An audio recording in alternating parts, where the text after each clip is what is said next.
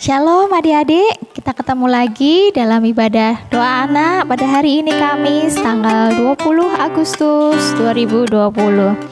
Baik, mari kita awali ibadah kita dengan doa. Mari kita tenangkan hati dan pikiran kita.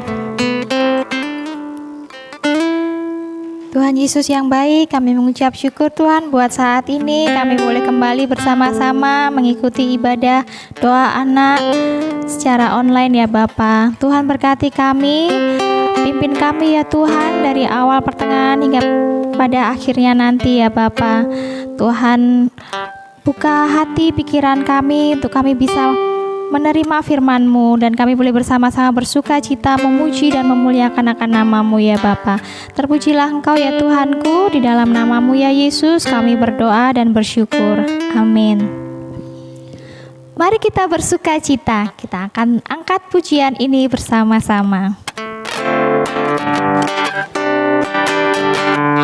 Mari kita bersukaria, karena ini hari bahagia.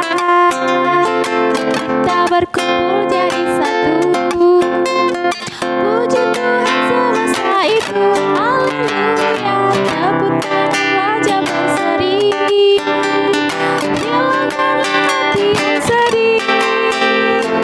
Bukankah Yesus berkata damai jadi berikan kita. Mari kita bersukaria, sekali lagi. Mari kita bersukaria, karena ini hari bahagia. Kita berkumpul jadi satu, puji Tuhan semesta itu.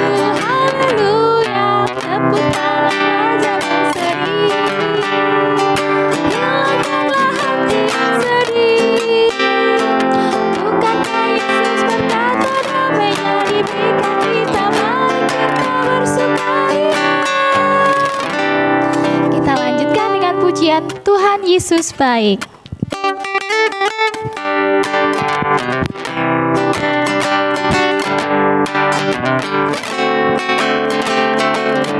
Tiada berkesudahan kasih setiamu Tuhan, selalu baru rahmat-Mu bagiku. Hari berganti hari, tetap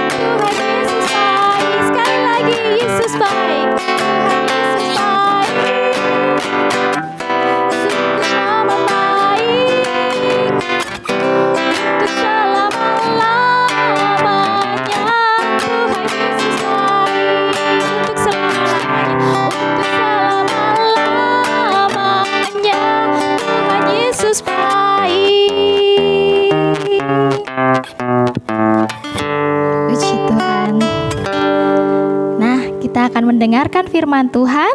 Tetapi sebelum itu, kita akan mempersiapkan hati kita dengan menyanyikan pujian Yesus Pokok.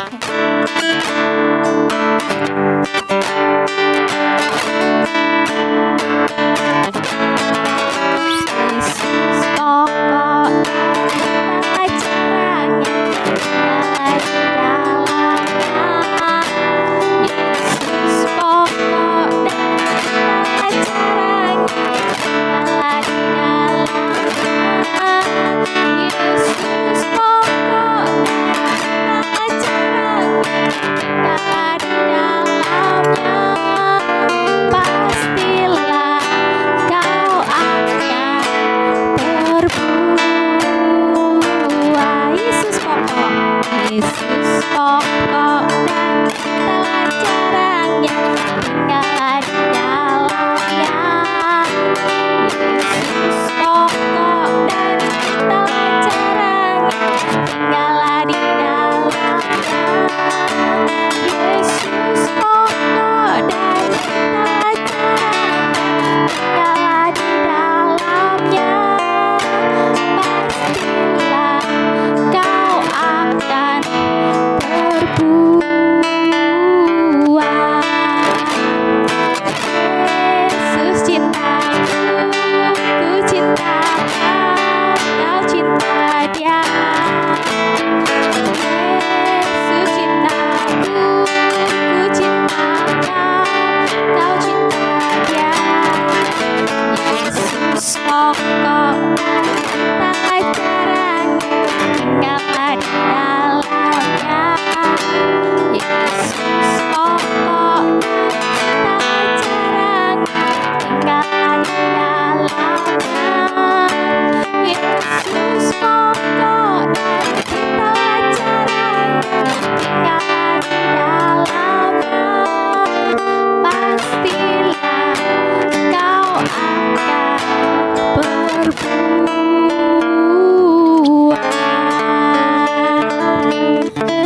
Puji nama Tuhan. Shalom, selamat sore anak-anak Tuhan. Wow, jumpa lagi sama Kak Nisa. Pasti ada yang sudah bosan ya. Tapi anak-anak Tuhan tidak boleh bosan. Anak Tuhan, sebelum kita mendengarkan kebenaran firman Tuhan, mari kita bersatu dalam doa. Tuhan Yesus, terima kasih buat kesempatan, buat waktu pada sore hari ini Tuhan. Kini kami anak-anak-Mu Tuhan, kami siap mendengarkan kebenaran firman-Mu. Layakkan kami di hadapan-Mu Tuhan, kami tenangkan hati pikiran kami untuk mendengarkannya. Dalam nama Yesus kami berdoa dan mengucap syukur, haleluya, amin. Wow, masih ada sukacita untuk memuji nama Tuhan. Apa? Kayaknya ada yang bilang gak sukacita Kak Anissa. Aduh, kasihan ya. Tapi jalan bersama Tuhan itu harus ada sukacita. Amin ya. Adik-adik, saat ini anak-anak Tuhan banyak yang mengalami tantangan. Tantangan di lingkungan sekitar kita. Seperti apa? Seperti menggunakan alat-alat elektronik. Seperti HP, laptop. Di dalam HP dan laptop kita bisa mengakses apa saja. Kita bisa menonton apa saja, kita bisa melakukan apa saja sesuka hati kita. Dan pastinya kalau kita sudah menonton atau melakukannya, pasti kita menginginkannya, ya, pasti kita menginginkannya. Itu adalah sebuah tantangan buat kita sebagai anak-anak Tuhan. Tetapi di dalam Alkitab kita dapat menemukan bahwa anak-anak Tuhan bisa menjadi pemenang. Tetapi bagaimana kita sebagai anak-anak Tuhan bisa jadi pemenang? Ayo, mari kita buka Alkitab kita. Dari Kejadian 39 ayat 1 sampai 9. Anak Tuhan, mari kita baca bersama-sama. Yusuf di rumah Potifar. Adapun Yusuf telah dibawa ke Mesir dan Potifar, seorang Mesir, pegawai istana Firaun, kepala pengawal raja, membeli dia dari tangan orang Ismail yang telah membawa dia ke situ. Tetapi Tuhan menyertai Yusuf sehingga ia menjadi seorang yang selalu berhasil dalam pekerjaannya. Maka tinggallah ia di rumah tuannya, orang Mesir itu. Setelah dilihat oleh tuannya bahwa Yusuf disertai Tuhan dan bahwa Tuhan membuat berhasil segala sesuatu yang dikerjakannya. Maka Yusuf mendapatkan kasih tuannya dan ia boleh melayani dia. Kepada Yusuf diberikannya kuasa atas rumahnya dan segala miliknya diserahkannyalah kepada kekuasaan Yusuf. Sejak ia memberikan kuasa dalam rumahnya dan atas segala miliknya kepada Yusuf, Tuhan memberkati Yusuf. Tuhan memberkati rumah orang Mesir itu karena Yusuf, sehingga berkat Tuhan ada atas segala miliknya, baik yang di rumah maupun yang di ladang. Segala miliknya diserahkan pada kekuasaan Yusuf, dan dengan bantuan Yusuf ia tidak usah lagi mengatur apa-apapun selain dari makanannya sendiri. Adapun Yusuf itu manis sikapnya dan elok parasnya. Selang beberapa waktu istri tuannya memandang Yusuf dengan berahi, lalu katanya, "Marilah tidur dengan aku." Tetapi Yusuf menolak dan berkata kepada istri tuannya itu, "Dengan bantuanku, tuanku itu tidak lagi mengatur apa yang ada di rumah ini, dan ia telah menyerahkan segala miliknya pada kekuasaanku. Bahkan di rumah ini, ia tidak lebih besar kuasanya daripadaku. Dan tiada yang tidak diserahkannya kepadaku selain daripada engkau, sebab engkau istrinya." Bagaimanakah sebab engkau istrinya? Bagaimanakah mungkin aku melakukan kejahatan yang besar ini dan berbuat dosa terhadap Allah? Nah, anak-anak Tuhan, di sini di pasal ini dari ayat 1 sampai 9 ini menceritakan tentang kehidupan Yusuf di rumah Potifar. Nah, kita tahu bahwa Yusuf itu adalah anak Yakub, dan Yusuf itu mempunyai saudara tiri sebanyak 10 orang. Yakub sangat menyayangi Yusuf ini, sehingga saudaranya ke-10 saudara tirinya iri kepadanya. Dengan keirian hati mereka itu, mereka bersepakat untuk membuang Yusuf ke sumur. Dan beberapa lama ada sekelompok orang yang menyelamatkan Yusuf dan memperbudak Yusuf. Dan setelah memperbudak, maka mereka menjual Yusuf ke Raja Mesir, yaitu Raja Mesir itu adalah Potifar. Nah, di sini kita melihat bahwa Yusuf di rumah Potifar. Nah, anak-anak Tuhan, ada beberapa bagaimana anak-anak Tuhan bisa jadi pemenang. Nah, di sini kita melihat ada beberapa rahasia Yusuf menjadi anak Tuhan yang jadi pemenang. Nah, kita bisa melihat di ayat 7 sampai 8. Selang beberapa waktu istri tuannya memandang Yusuf dengan berahi, lalu katanya, "Marilah tidur dengan aku." Tetapi Yusuf menolak dan berkata kepada istri tuannya itu, "Dengan bantuanku, tuanku itu tidak lagi mengatur apa yang ada di rumah ini, dan ia telah menyerahkan segala miliknya pada kekuasaanku." Nah, dan sebelumnya kita tahu bahwa Yusuf itu memiliki kemampuan untuk menafsirkan mimpi.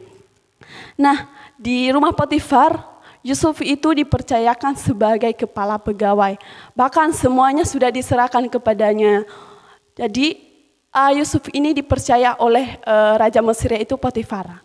Tetapi dalam beberapa lama dia di situ, istrinya Potifar ini mempunyai keinginan untuk memiliki Yusuf, mempunyai keinginan birahi untuk tidur bersama Yusuf.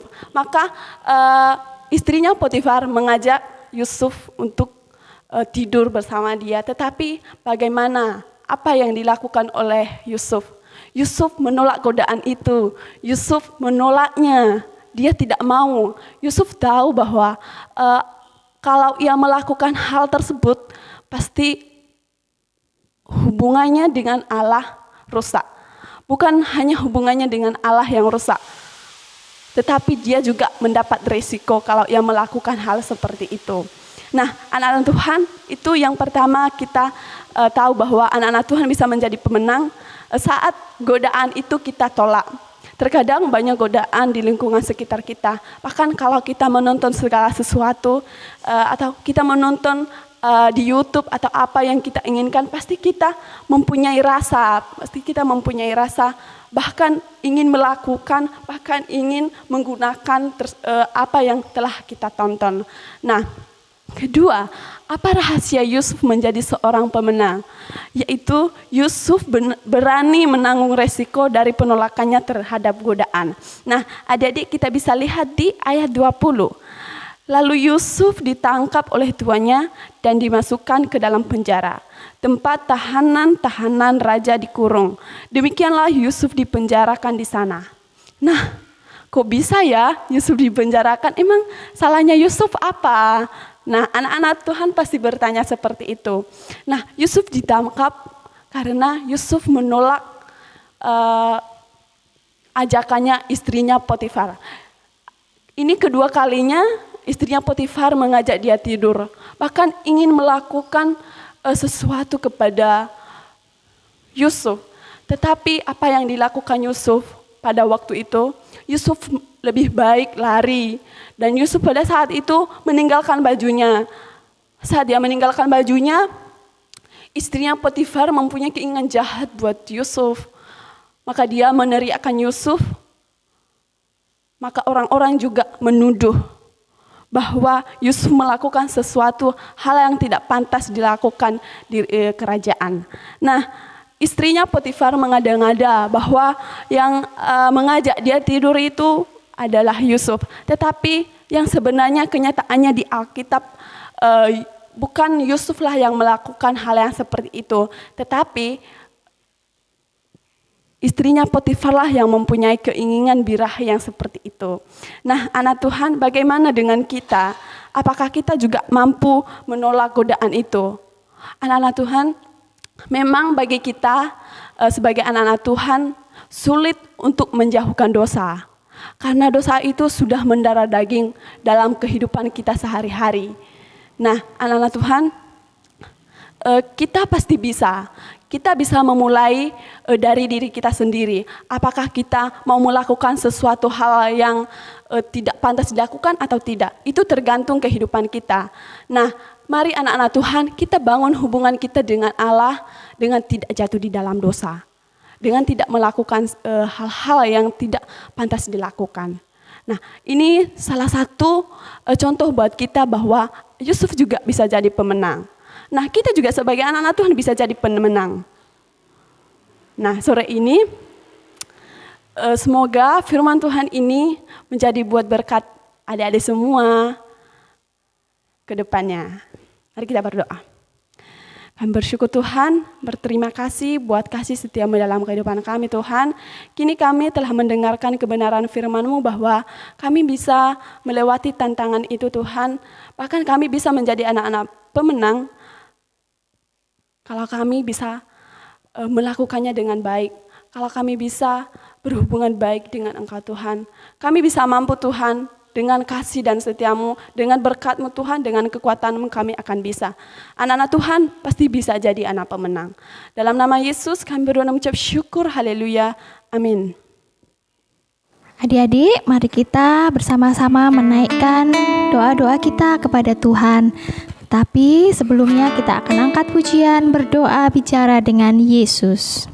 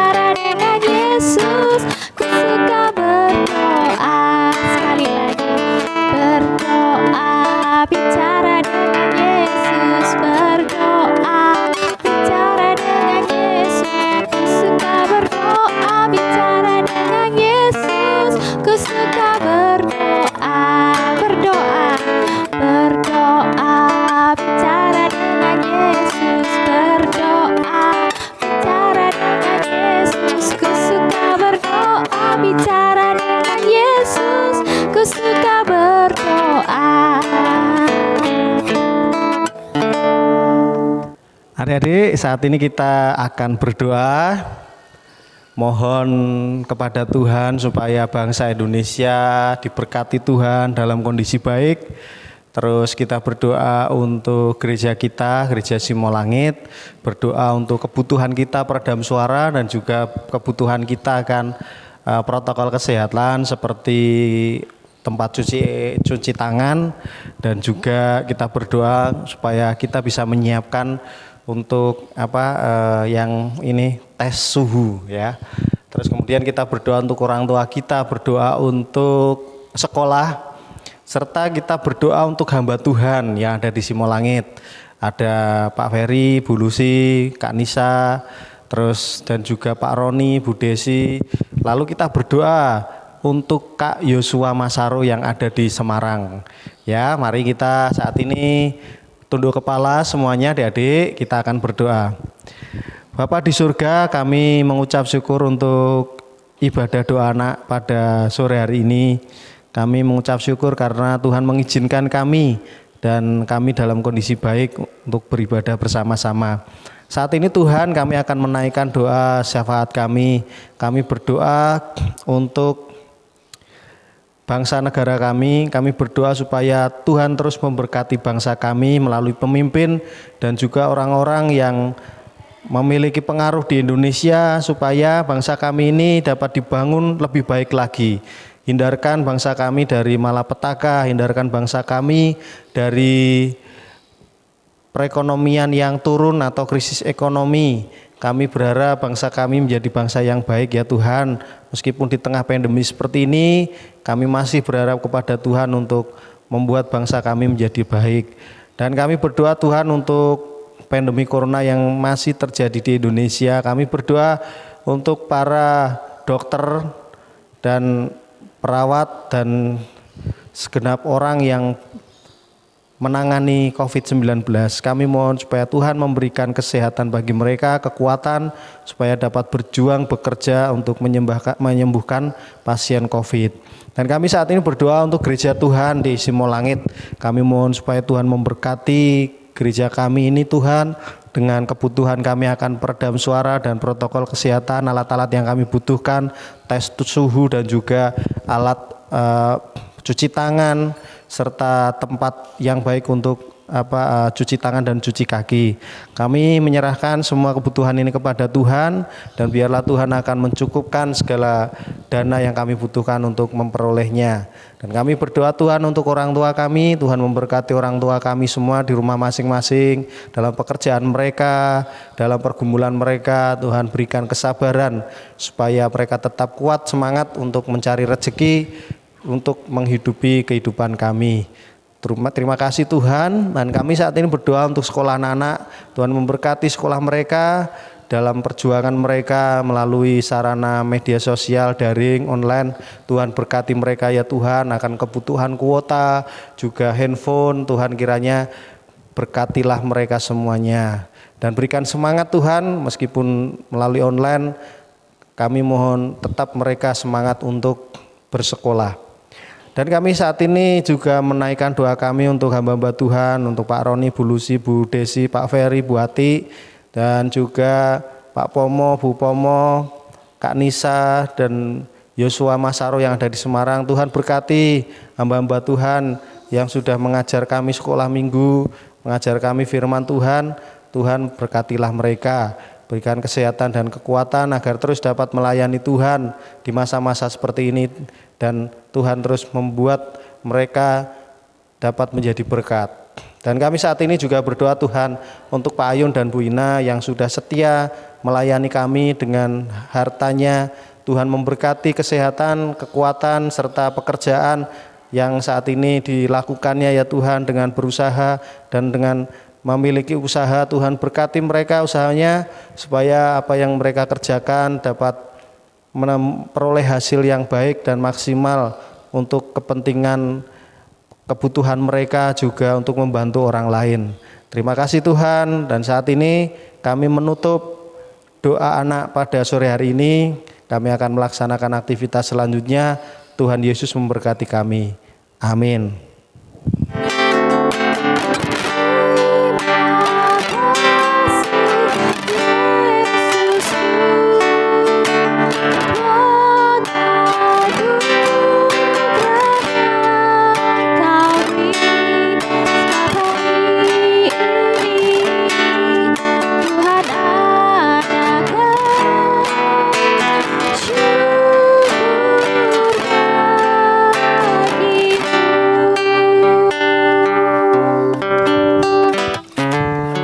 Selamat malam, Tuhan Yesus memberkati.